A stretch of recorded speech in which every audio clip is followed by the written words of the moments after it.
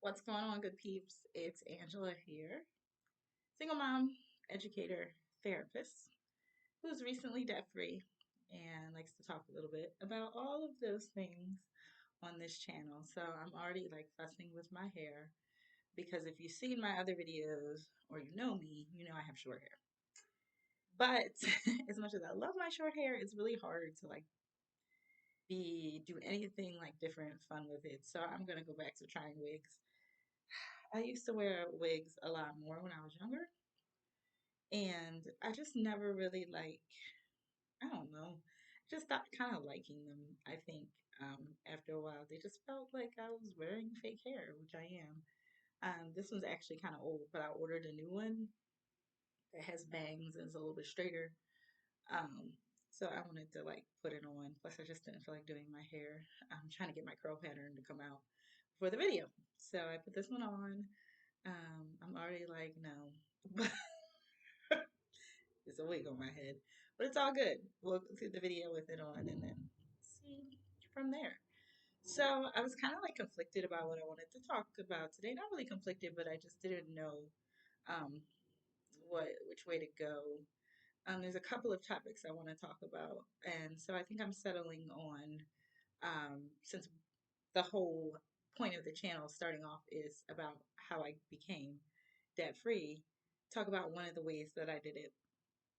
So, first of all, when I talk about being debt free, you can go back and you can see some of my other videos about student loan forgiveness and just like career and how those things kind of play into me getting into debt, getting out of debt, and all that. But one of the ways that I did become debt free, and I like to say I kind of cheated, guys. It's probably not 100% fair for me to just be like, "Woo, I did it all on my own." Because I had some assistance along the way from the powers that be. Like when with student loans, they were forgiven under our current administration, governmental administration. But also, I did put in a lot of payments towards those, so it's not like it was completely um, just somebody else giving me a pass because I had paid off on them. But I didn't pay all of the money back that I had put into student loans. Just under 50,000 of it was wiped out the doors, and that's a lot of money. You know, like that's a down payment on a house going forward. So that was one of the ways I say I cheated. And then the other way I say I cheated was I filed for Chapter 7 bankruptcy a couple of years ago. Yeah, in 2019. And that was honestly a result of just having like made poor money decisions in my 20s and my 30s. I really can't blame it on much else. But you know, once you know better, you do better. Uh, and so this time around, hoping I'll do better. Even though, you know, I kind of can't 100% say that either. Because in my 20s, I did rack up a ton of money and end up uh, filing some, not really filing like bankruptcy, but doing like a debt reduction program of sorts. So yeah, that was my kind of like second time around. Like I should have known better. One of the good things I will say though, before I go into like the chapter 7, is that I always had a home that I owned from 2007 up through 2020 that I was current on. Like I never defaulted on. It wasn't in foreclosure. There was nothing like that. So I managed to keep my house going all of that time. Now I didn't live in that house the whole time. I did have tenants at times, but I never had to like worry about the mortgage. That I was always current on that. So chapter 7.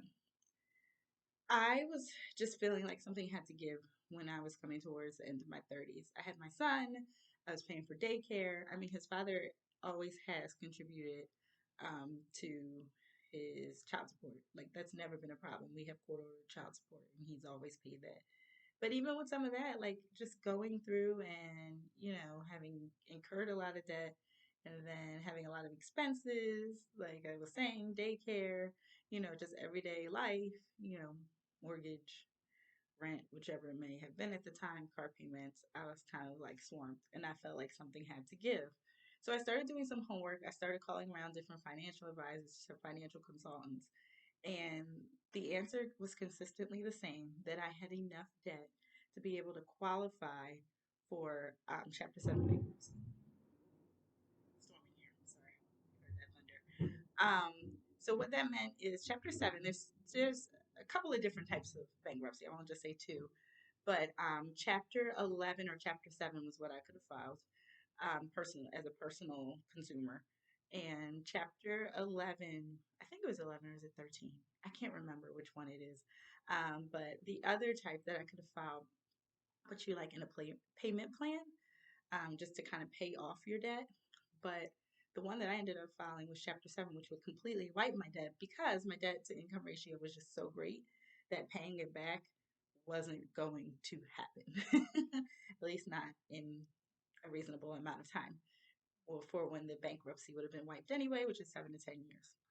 So I fell under that. So I got a lawyer, I got an attorney who does that specially. And it was actually really cool because the attorney and I kind of bonded. She was out here where I currently live, but I wasn't living here at the time. I was living back an hour away, but she had grown up in that time. So it was kind of cool. We formed this really nice bond. She gave me like a discount on the filing fee. So I think I paid around 1,200. Typically it was anywhere from 1,500 to 2,000. So I gave her all of my information. She put it through. And what happens is she wrapped in everything that I had consumer wise, except for student loans can't get wrapped in. And she didn't wrap in my mortgage because I was current. So that was great. So it ended up being like personal loan. Um, what else did I have? I had a car note that was in there, or it wasn't a car note, it was a lease that was in there. And then just other like credit card consumer debt. In the end, guys, I had like $50,000 worth of that consumer debt. Not on top of that, I had student loans and a mortgage. So you can imagine I was like hundreds of thousands in debt.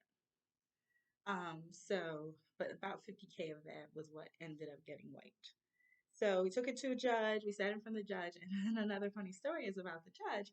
I actually worked with the judge's wife um, in at my old job. So that was another fun fact. So a lot of connections there, and a lot of reasons for um, just for it to have gone easier for me the whole process.